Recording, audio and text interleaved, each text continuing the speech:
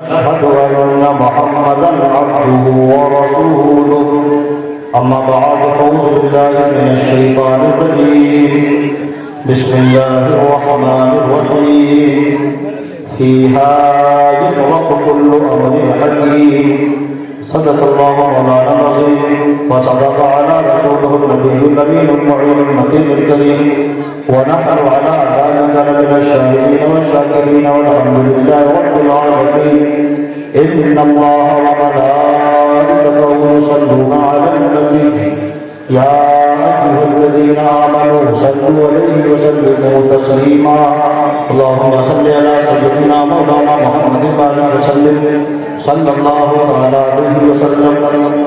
مبارک مومنوں آئی شب برات، مبارک مومنوں آئی شب برات اور رحمت خدا کے بن کے چھائی شب برات، رحمت خدا کے بن کے چھائی شب برات اور رب قدیر بندوں سے کہتا ہے مانگ لو، رب قدیر بندوں سے کہتا ہے مانگ لو. ہم نے اس لیے بنائی شب برات، بنائی شب برات اور کرتے رہے تلاوت عبادت تمام رات، کرتے رہے تلاوت عبادت تمام رات. خود مصطفیٰ نے ایسے منائی شب برات، خود مصطفیٰ نے ایسے منائی شب برات، کرتے رہے تلاوت عبادت تمام رات. خود مصطفیٰ نے ایسے منائی شب برات. حضرات محترم، اللہ کے نبی صلی اللہ علیہ وسلم نے اس شب میں شب بیداری کر کے اور مردوں کے قبرستان جنت البقیع شریف میں جا کر کے دنیا والوں کو بتا دیا یہ وہ شب ہے کہ بستر پر آرام نہ کر کے بندے اپنے رب کی عبادت کرو. آئیے کریمہ پر روشنی ڈالنے سے پہلے نہایت خلوص و محبت کے ساتھ دل لگا کر آقائے نامدار مدنی تاجدار ہم بے بسوں کے بس بے کسوں کے کس غریبوں کے حامی یتیموں کے والی شفیع المذنبین رحمت للعالمین فخر آدم و بنی آدم جناب احمد مصطفیٰ محمد مصطفیٰ صلی اللہ علیہ وسلم کی پیاری پیاری بارگاہ میں ہدیہ درود پیش کرنے اور پڑھے اللہم صلی اللہ سیدنا مولانا محمد صلی اللہ علیہ وسلم. شاعر نے تقریر کا موضوع سخن بنایا. قرآن کی سورہ دخان کی آیت ہے، اس کا جز میں نے پڑھا. اللہ تعالیٰ ارشاد فرماتا ہے فیہا یفرق کل امر حکیم. اس کا ترجمہ کیا ہے؟ اس کا ترجمہ یہ ہے اللہ رب العزت ارشاد فرماتا ہے فیہا یفرق کل امر حکیم. اس میں بانٹ دیا جاتا ہے ہر حکمت والا کام. کس میں؟ اسی شب برات میں. فیہا یفرق کل امر حکیم، بانٹ دیا جاتا ہے ہر حکمت والا کام. آپ نے سنا ہوگا یہی شب برات میں موت و حیات کے بارے میں لکھا جاتا ہے. آپ نے سنا ہوگا اسی شب برات میں رزق کے بارے میں لکھا جاتا ہے. آپ نے سنا ہوگا اسی شب برات میں کس کی موت ہوگی، کون زندہ رہے گا، لکھا جاتا ہے. آپ نے سنا ہے کہ نہیں سنا؟ اگر سنا ہے تو بہتر ہے، نہیں سنا ہے تو سنیں. فیہا یفرق کل امر حکیم. رب قدیر ارشاد فرماتا ہے اس میں فیہا اس میں بانٹ دیا جاتا ہے ہر حکمت والا کام. مفسرین فرماتے ہیں یعنی جنہوں نے قرآن کی تفسیریں لکھی ہیں فرماتے ہیں اللہ تبارک و تعالیٰ اس رات میں فرشتوں کو ڈیوٹی عطا فرماتا ہے. رزق کا فرشتہ رزق تقسیم کرتا ہے، روزی کا فرشتہ روزی تقسیم کرتا ہے، موت کا فرشتہ کسے موت آنی ہے، آنے والے شب برات کون زندہ رہے گا اس کا نام الگ لکھا جاتا ہے. کسے زندگی ملے گی اس کا نام الگ لکھا جاتا ہے. کسے کامیابی ملے گی اس کا نام الگ لکھا جاتا ہے. کسے شکست ہوگی اس کا نام الگ لکھا جاتا ہے. بارش کتنی ہوگی یہ بھی لکھا جاتا ہے. پہاڑوں کے اندر کیسی کیفیت ہوگی یہ بھی لکھا جاتا ہے. المختصر پورے سال کا جو معاملہ ہے وہ اسی رات میں لکھا جاتا ہے. آج کچھ لوگ چلے ہیں قرآن پر کنڈی اٹھانے لیکن میں انہیں ذہن دینا چاہتا ہوں ہر قول محمد قول خدا فرمان نہ بدلا، ہے قول محمد قول خدا فرمان نہ بدلا، جائے گا بدلے گا زمانہ ناک مگر قرآن ہے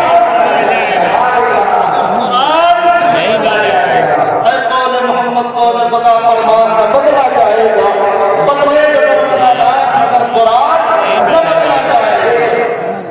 26 آیتیں تو بڑی دور کی بات ہے، ایک نقطہ بھی نہیں بدلا جا سکتا ہے۔ مولا علی فرماتے پورے قرآن کا نچوڑ بسم اللہ میں موجود ہے، پورا نچوڑ بسم اللہ کے بعد میں موجود ہے۔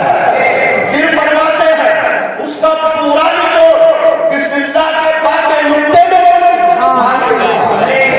قرآن تعصب کا عینت لگانے والے لوگ قرآن اگر پڑھ کر سمجھ جائیں، یہ کوئی آسان بات نہیں کہ قرآن صرف ترجمہ پڑھنے سے قرآن سمجھ میں آئے۔ قرآن کی آیتوں کا شان نزول کیا ہے، اللہ نے آیتوں کو نازل کب کیا ہے، اس کا موقع کیا ہے، حالات کیسے تھے، ان حالات کے وقت معاملات کو دیکھتے ہوئے رب نے قرآن کو نازل فرمایا۔ لیکن اب اس آیتوں کو جو 1400 سال پہلے رب نے مکے اور مدینے کے حالات کو دیکھ کر اپنے محبوب پر نازل فرمایا تھا، آج کل کا دو ٹانگ کا جانور کہتا ہے یہ جہاد کی آیتیں ہیں، قرآن جہاد کا حکم دیتا ہے، یہ اس کی نادانی ہے۔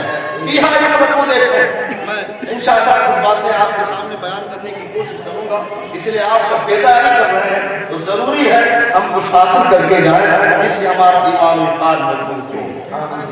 اللہ کے نبی صلی اللہ علیہ وسلم نے ارشاد فرمایا اس میں حکمت والے کام بانٹ دیے جاتے ہیں، اور اس مہینے کے تعلق سے اللہ کے نبی صلی اللہ علیہ وسلم فرماتے ہیں شعبان شہر و رمضان شہر اللہ، شعبان میرا مہینہ ہے اور رمضان اللہ کا مہینہ ہے۔ اس مہینے کو اللہ کے نبی صلی اللہ علیہ وسلم نے اپنا مہینہ فرمایا ہے، شعبان شہر، شعبان میرا مہینہ ہے، رمضان اللہ کا مہینہ ہے۔ اے نبی کے چاہنے والوں، اب ہمیں لازم و ضروری ہے جس چیز سے نبی محبت کرے اس چیز سے ہم بھی محبت کریں۔ ایک عاشق کا ایک محبت ہوتا ہے، ایک عاشق کا مزاج ہوتا ہے، جس سے اس کا محبوب محبت کرے اس سے ہم بھی محبت کریں۔ صحابہ نبی نے ایک عاشق سے پوچھا آپ یہ بتائیں کہ آپ کو سب سے اچھا شہر کون سا لگتا ہے؟ اس عاشق نے کہا جس میں میرا محبوب رہتا ہے، محبوب رہتا ہے۔ یہ تو دنیاوی عشق ہے، ظاہر سی بات ہے، تو جس سے محبت کرتا ہے اسے اس کا مکان اچھا لگتا ہے، اسے اس کا محلہ اچھا لگتا ہے، اسے اس کا شہر اچھا لگتا ہے۔ ہم سنیوں سے پوچھو تمہیں سارے شہروں میں سب سے اچھا شہر کون ہے، تو ہمارے گھر کا بچہ کہے گا وہ شہر مدینہ ہے۔ تمدن کا کشینہ ایک طرف، سارا عالم ایک طرف، شہر مدینہ ایک طرف، اور قلب کے جزدان میں 30 پارے محفوظ ہیں، سارے سینے ایک طرف، حافظ کا سینہ ایک طرف۔ نبی پاک صلی اللہ علیہ وسلم نے فرمایا کہ شعبان میرا مہینہ ہے، رمضان اللہ کا مہینہ ہے۔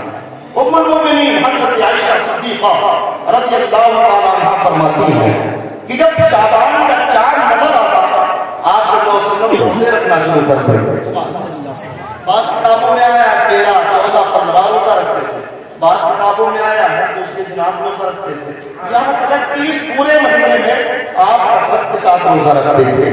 14 تاریخ کو 15 تاریخ کو آپ عموماً طور پر روزہ رکھتے تھے۔ صحابہ عرض کرتے یا رسول اللہ علیہ السلام آپ ان 14-15 میں آپ روزہ کیوں رکھتے ہیں؟ آپ صلی اللہ علیہ وسلم فرماتے ہیں کہ شعبان میں اللہ تعالیٰ لوگوں کی اجل لکھتا ہے، لوگوں کی اجل لکھتا ہے، مرنے کے معاملات، زندگی کے معاملات اللہ تعالیٰ سب لکھتا ہے۔ میں اس بات کو پسند کرتا ہوں جب میری اجل لکھی جائے تو میں بھی حالت روزہ سے روزہ سے تو ایسے مسلمانوں آپ ذمہ داری کر رہے ہو، صبح آپ سحری کریے اور 15 تاریخ کا روزہ رکھیے۔ حدیث میں ہے جو شخص 15ویں شعبان کا روزہ رکھتا ہے اللہ تعالیٰ اس کے 50 سال کے گناہ معاف فرما دیتا ہے۔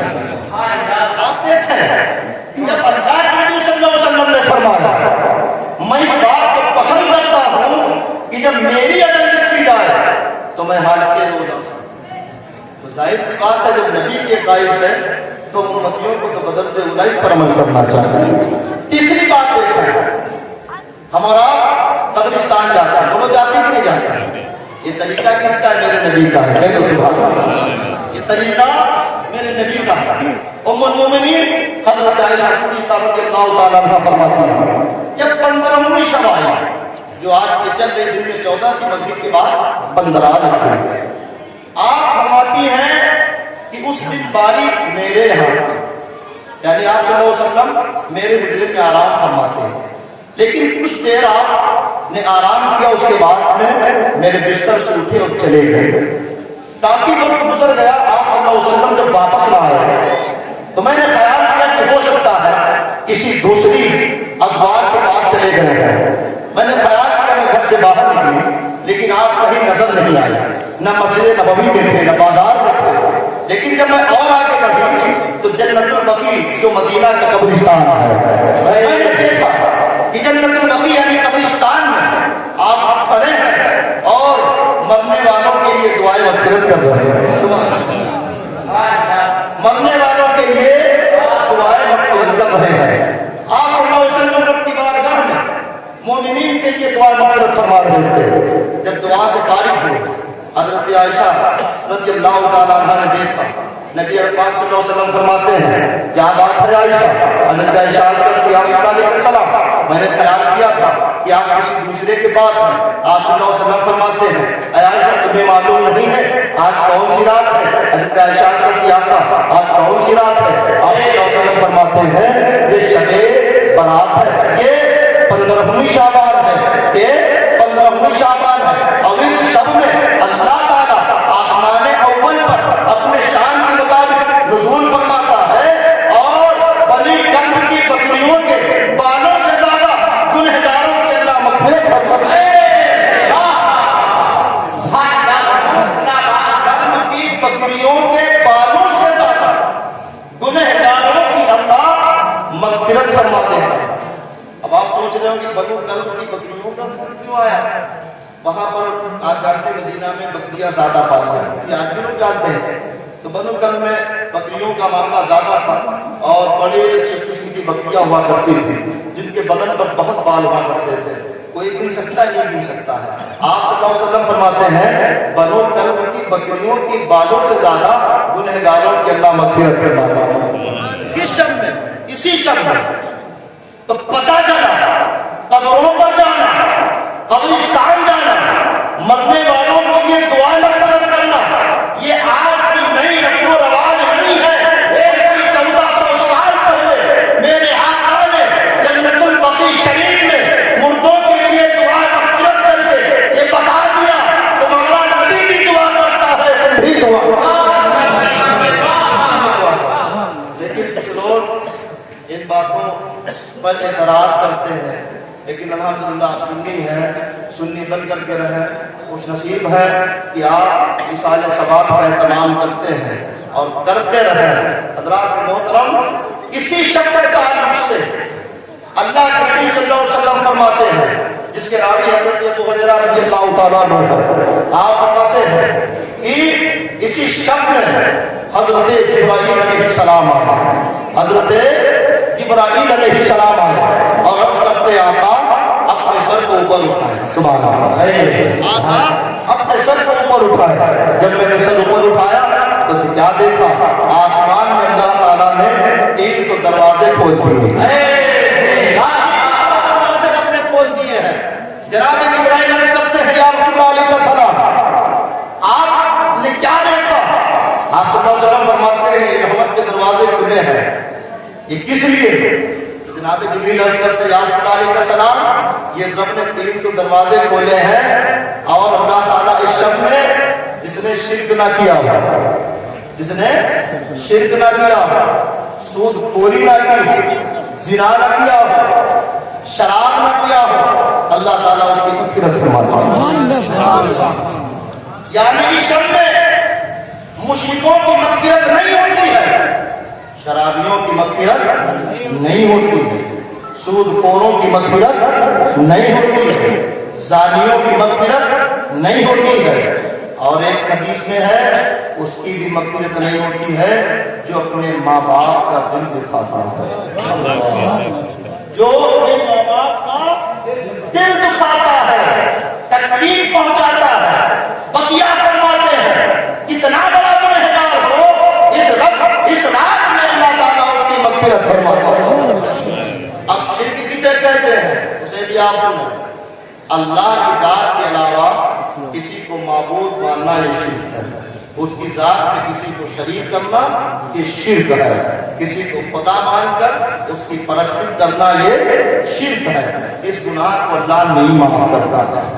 शराबी, जानी, माँ बाप को तकलीफ पहुंचाने वाला, हो सकता है कि मेरी आवाज हमारे किसी मुसलमान भाई के कानों तक टकराती हो और वो शराब पीता हो सकता है उसने सूद जैसी बुरी इल्लत में मुलव्वस रह करके जिंदगी गुजारी हो। मेरी गुफ्तगू को सुन करके वो ये महसूस करे कि इस रात में अल्लाह सबकी मगफिरत फरमाता है, लेकिन शराबियों की नहीं, जानियों की नहीं, सूदखोरों की नहीं, तो हम क्यों तौबा करें, क्यों मगफिरत चाहें? याद रखो आगे अल्लाह के नबी सल्लल्लाहु अलैहि वसल्लम इरशाद फरमाते हैं, अगर वो शराबी था, सूदखोर था, जानी था, माँ बाप को तकलीफ पहुंचाता था, मुशरिक था, लेकिन इस रात में सच्चे दिल से तौबा करके तहैया कर ले, मौला अभी तक तो सूद खाता था, अभी तक तो जिना जैसी इल्लत में मुलव्वस था, अभी तक मेरे माँ बाप नाराज थे, मौला मैंने माँ बाप को भी राजी किया है, सिद्ध दिल से तौबा करता हूँ, न सूद जैसी इल्लत में पढ़ूंगा, न जिना जैसी बुरा बात में पढ़ूंगा। मौला तू ही बख्शने वाला है, मौला तू ही मगफिरत फरमाने वाला है। अल्लाह के नबी सल्लल्लाहु अलैहि वसल्लम फरमाते हैं, अगर बंदा रो करके सिद्ध दिल से रब की बारगाह में तौबा करे, अल्लाह शराबी की भी मगफिरत फरमा देता है, अल्लाह जानी की भी मगफिरत फरमा देता है, अल्लाह ताला सूदखोर की भी मगफिरत फरमा देता है, लेकिन तब फरमाता है जब वो सच्ची तौबा करे। सच्ची तौबा कर ले।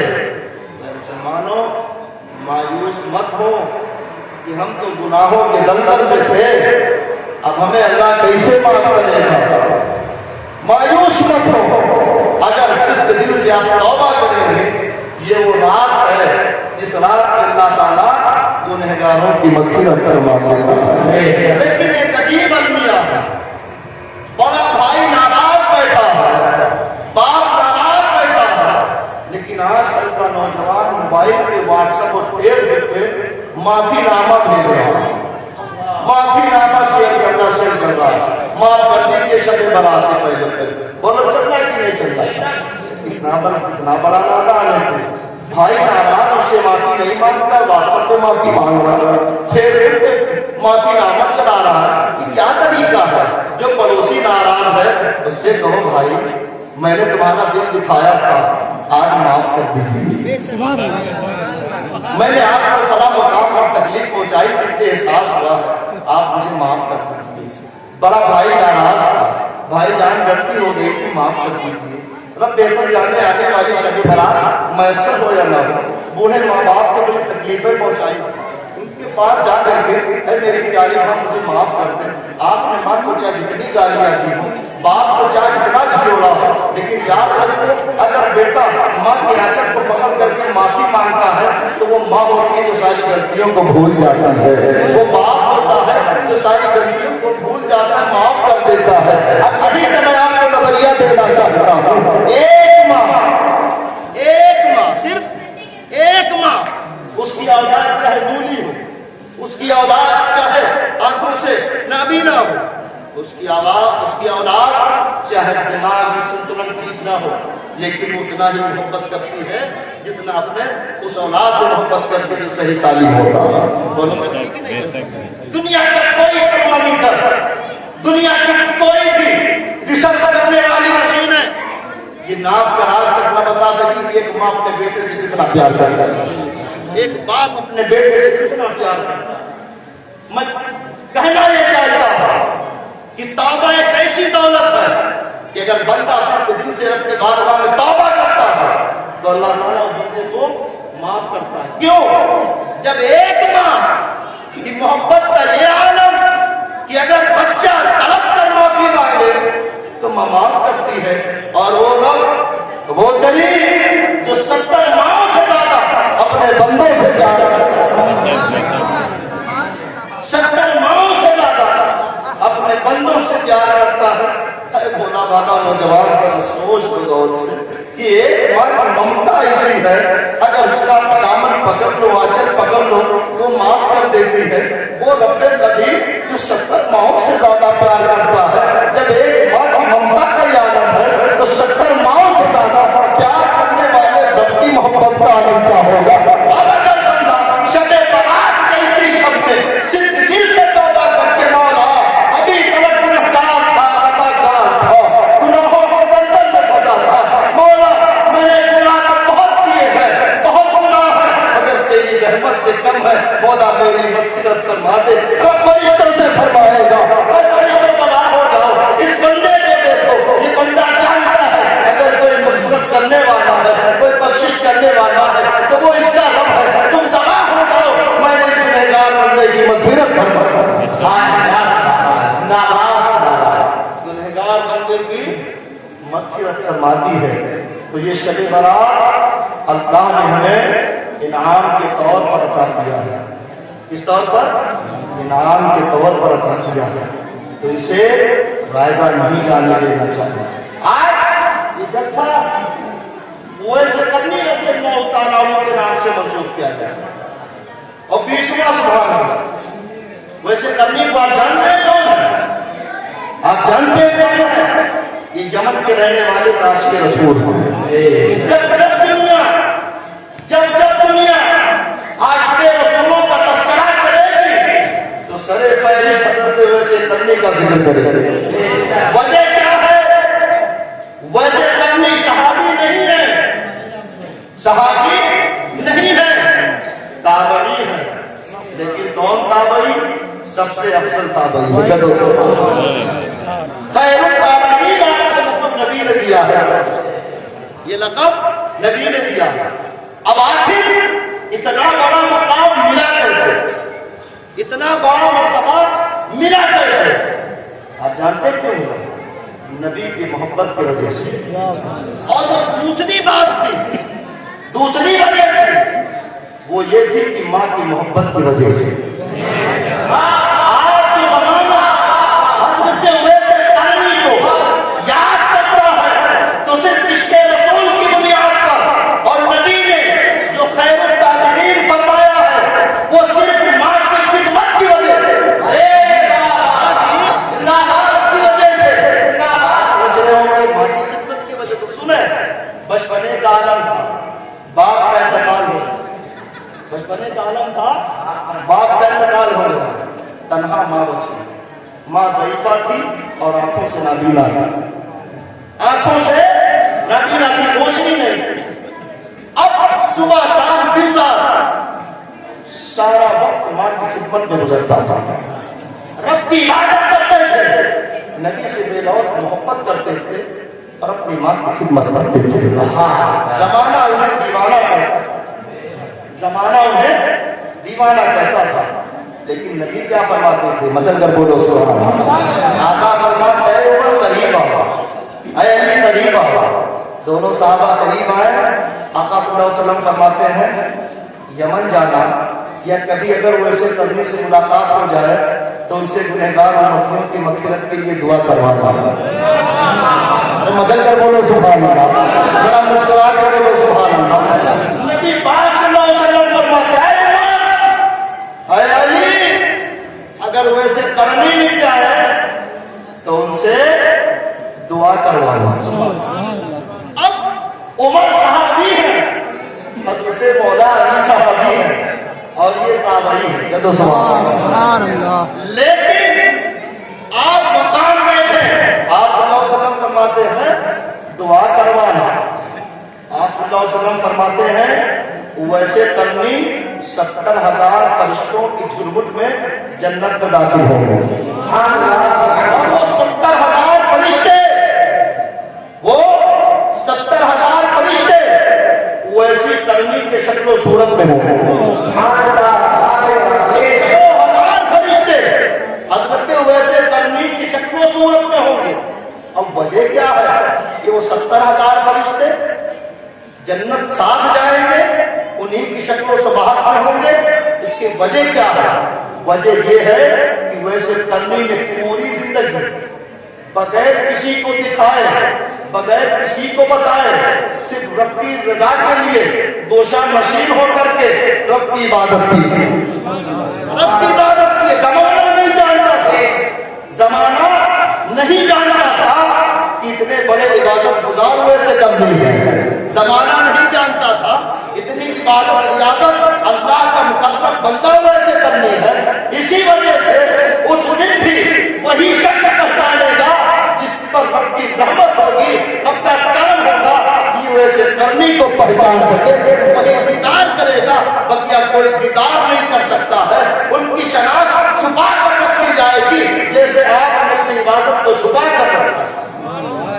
اب آپ دیکھیں ویسے کرنی کی ماں کے تعلق سے آپ یمن کے رہنے والے ہیں.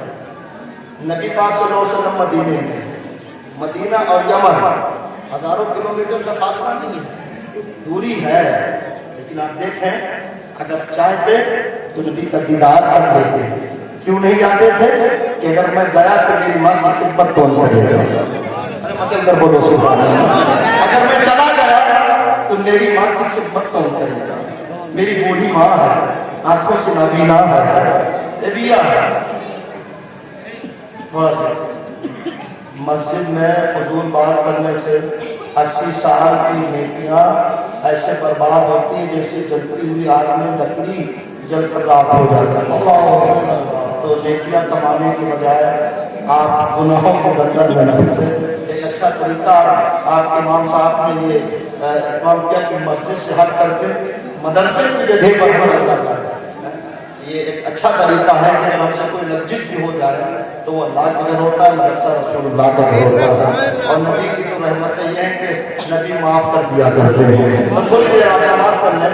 آج شب داری ہے, میں آپ کو کچھ باتیں شب قدری کے تعلق سے بتانا چاہتا ہوں. میں اس کے بعد ویسے کرنی رضی اللہ تعالیٰ یمن سے مدینہ کیوں نہیں گئے؟ ایک روایت میں آتا ہے ماں نے اجازت دیا بیٹا جاؤ, لیکن بہت زیادہ وقت نہ لگا, بہت زیادہ وقت نہ لگا. آپ بڑی تیزی سے سفر کرتے ہوئے یمن سے مدینہ پہنچا.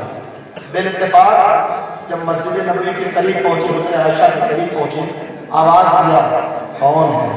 کہا ویسے کرنی ہے, آقا سے ملاقات کرنا چاہتا ہوں. وہاں آواز آئی نبی پاک صلی اللہ علیہ وسلم کہیں باہر گئے ہوئے مدینے میں موجود. ایک عاشق جو پوری زندگی نبی سے عشق کرتا رہا, مچلتا ہوا, طلبتا ہوا, بڑی امیدیں لے کر کے آج مدینہ آیا تھا کہ اپنے محبوب کے رکھے زیبا کی زیارت کروں گا. لیکن آواز آئی اے ویسے کر رہے مدینے میں آقا موجود نہیں, آپ قیام کریں, آپ ٹھہرے, آقا سے ملاقات ہوگی. ویسے کرنی فرماتے ہیں میں ٹھہر نہیں سکتا ہوں, میں ٹھہر نہیں سکتا. اس کی وجہ یہ ہے اگر میں یہاں ٹھہر گیا میری ماں کی خدمت کون کرے گا, دیکھ بھال کون کرے گا. میری ماں نے آپ اجازت دی تو ہے لیکن یہ اجازت نہیں دی ہے کہ بیٹا تم جا کر کے وہاں ٹھہر جانا. لہٰذا میں جاتا ہوں, نبی کو میرا سلام کہہ دینا, سلام کہہ دینا. اللہ اکبر. عاشق ذات, عاشق رسول بلکتا ہوا, تڑپتا ہوا, ناامیدی کی آس لگا کر مدینہ سے چلا اور یمن آ گیا. زمانے والوں نے دیکھا ایک عاشق چلا تھا یمن سے, اس شام سے چلا تھا, واپسی ہوئی تو کیسے ہوئی؟ لکھنے والوں کے قلم لرز گئے, لکھ نہ سکے, بیان نہ کر سکے. وہ عاشق ویسے کرنی جنہیں زمانہ آج کے رسول کے نام سے جانتا ہے, پوری زندگی میں صرف ایک مرتبہ نبی کے دیدار کے لیے سفر کیا تھا یمن سے مدینے کا, وہ بھی کامیاب نہ ہو سکا, واپس چلے آئے, ماں کی خدمت میں لگے رہے. آپ جانتے ہیں نبی پاک صلی اللہ علیہ وسلم جب آئے اور جب سنا آپ صلی اللہ علیہ وسلم نے فرمایا اللہ اکبر، میرا ویس آ جاتا، میرا ویس آ جاتا، ملاقات نہ ہو سکی۔ اے صحابہ، تمہیں جہاں ویس ملے تم ان سے تم اپنے لیے دعائیں کروانا، ان سے امت کے لیے دعائیں کروانا۔ آپ جانتے ہیں نبی پاک صلی اللہ علیہ وسلم کا وصال ہو گیا اور حضرت ابوبکر صدیق کا دور آیا، تلاش کرتے رہے لیکن نہ ملے۔ حضرت عمر کا دور آیا، ملے۔ حضرت عمر حضرت مولا علی سے ملاقات حضرت سے کرنے کی ہوئی۔ آپ نے پوچھا، عمر بن خطاب نے پوچھا، آپ نبی سے اتنا محبت کرتے تھے کہ آپ کو زمانہ عاشق کے رسول کہتا ہے، لیکن آپ نبی کا دیدار نہ کر سکے، نبی کی زیارت نہ کر سکے، نبی کا چہرہ نہ دیکھ سکے۔ ویسے کرنے فرماتے ہیں ہاں میں ظاہرہ تو نہ دیکھ سکا، ذرا اے عمر یہ بتائیں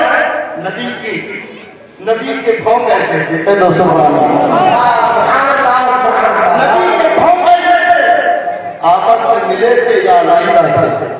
اب وہاں پر جناب عمر ٹھہر گئے اور جناب ویسے کرنے نے بتا دیا میرے نبی کی زلفیں ایسی تھی، میرے نبی کے لب ایسے تھے، میرے نبی کے رخسار ایسے تھے، میرے نبی کے بھاؤ ایسے تھے۔ جناب عمر عرض کرتے ہیں آپ نے دیکھا نہیں، یہ بتایا کیسے؟ تو حضرت عمر سے کرنے فرماتے ہیں آپ نے دیکھا ہے ماتھوں کی نگاہوں سے، آپ نے دیکھا ہے ماتھوں کی نگاہوں سے، ویسے دیکھا ہے دل کی نگاہوں سے، آپ نے ہاتھوں کی نگاہوں سے دیکھا ہے، ویسے کرنے نے دل کے نگاہ سے دیکھا ہے۔ آپ دیکھا کرتے تھے کوئی دن اور کوئی ایسی رات نہیں ہوتی تھی جس میں میں نبی کا دیدار نہ کرتا، دیدار نہ کرتا۔ تو یہی وجہ ہے کہ آج حضرت ویسے کرنے کا جشن ہو رہا ہے، لیکن کچھ باتیں ہمارے عوام میں غلط طریقے سے رائج ہے۔ میں چاہتا ہوں کہ اس پر بھی کچھ روشنی ڈالنا ہے۔ جیسے لوگ کہتے ہیں حضرت ویسے کرنی رضی اللہ تعالیٰ عنہ نے سنا کہ نبی پاک صلی اللہ علیہ وسلم کے دندان مبارک شہید ہو گئے تو آپ نے اپنے پورے دانت توڑ دیے اور تبھی کیلا پیدا کیا گیا اور حلوہ پیش کیا گیا۔ بہت سے لوگ کہتے ہیں تبھی سے کیلے کا علاج، جبکہ یہ روایت غلط ہے، یہ بات غلط ہے۔ حضرت ویسے کرنے کے دانت جو آپس میں کتاب آتا ہے کہ نبی کا دانت کون سا شہید ہوا ہے، ایک بعض کتابوں میں آتا ہے لیکن وہ نبی فرماتے ہیں یہ بات درست نہیں ہے۔ اور جو یہ بات کیلے کی ہے کہ کیلا کب پیدا کیا گیا، یہ بھی غلط ہے۔ بات رہی حلوے کی، بات رہی حلوے کی، تو حلوہ میرے نبی کو بہت پسند ہے، حلوہ اور شہد، یہ چیزیں میرے نبی کو بہت پسند ہیں۔ تو خوشی کے موقع پر حلوہ بنانا، خود کھانا، غریبوں کو کھلانا، دوستوں کو کھلانا ایک ہی اچھی بات ہے، تو اس لیے حلوہ بنایا جاتا ہے۔ باقی ایسا نہیں کہ ان کے دانت ٹوٹ گئے تھے تو حلوہ نرم تھا اس لیے حلوہ پہ بنایا جاتا ہے۔ اور ایک بات ہمارے عرفیت میں عرفہ ہوتا ہے، وہ ہوتا ہے کہ نہیں ہوتا ہے؟ بہت سے لوگ یہ کہہ دیتے ہیں کہ اگر عرفے کی مردے کی فاتحہ نہ ہوئی تو مردے کی روح بھٹکتی رہتی ہے۔ مردے کو مردے میں ملانا یعنی روحانیت ملانا، ان جملوں کو آپ غور سے سنیے گا، یہ آپ کے بہت کام آنے والے بہت سے ایسے خرافات ہیں جو ہمارے عوام سنت میں پھیلی ہوئی ہے جن کا تعلق نہ قرآن سے، نہ حدیث سے، نہ ہمارے اسلام سے۔ کیا کہتے ہیں کہ اگر عرفے کی فاتحہ نہ دلائی تو روح بھٹکتی رہتی ہے، روح بھٹکتی رہتی ہے، روح بھٹکتی نہیں، روح بھٹکتی نہیں۔ عرفہ عرفیت سے، اور جو عرفہ کا دن ہوتا ہے وہ نبی ذی الحجہ کا دن ہوتا ہے، جو بڑی بابرکت والا دن ہے، روزہ رکھا جاتا ہے۔ 10 تاریخ کو بقرعید ہوتی ہے، 9 کو عرفہ میدان عرفات میں حاجی جمع ہوتے ہیں، اسی کو یوم عرفہ کہتے ہیں۔ اور یہ جو عرفہ شب برات کے 13-14 کو مناتے ہیں، یہ ہم اور آپ نے اپنے اعتبار سے، عرفیت کے اعتبار سے عرفہ منایا ہے۔ اب رہی بات فاتحہ، تو فاتحہ ایک مستحب عمل ہے. اپنے مرنے والوں کے نام ایشان ثواب کرنا، ان کے نام صدقہ کرنا، مغفرت کی دعائیں کرنا ایک اچھا عمل، ایک اچھا عمل. لیکن یہ قید ہو جانا کہ اگر 13 تاریخ کو نہیں کرایا تو مرنے والے کی روح بھٹکتی رہے گی، یہ غلط ہے. یہ کیا ہے؟ غلط ہے. چاہے آپ 13 کو کریں، چاہے 14 کو کریں، چاہے 15 کو کریں، مرنے والے کو ثواب پہنچے گا، مرنے والے کو ثواب پہنچے گا. تو لہٰذا یہ کچھ ایسی چیزیں ہیں جو ہمارے سماج میں پھیلی ہوئی ہیں اور جنہیں بڑے زور دے کر کے لوگ بتاتے ہیں. اگر کسی کا انتقال ہو گیا شب برات کی 6 تاریخ کو، تو 7 کو نتیجہ کرے گا، 10 کو 40واں کرے گا اور اس کو بعد 13 کو عرفہ کرے گا. اور جب پوچھو یہ کیا ہو رہا ہے، تو انتقال ہو گیا اس لیے جو ہے شب برات سے پہلے عرفہ کرانا ہے، ورنہ وہ بھٹکتی رہے گی، آپس میں مردوں سے ملے گی. تو یہ باتیں من گڑنت ہیں جن کا اسلام سے کوئی تعلق نہیں ہے.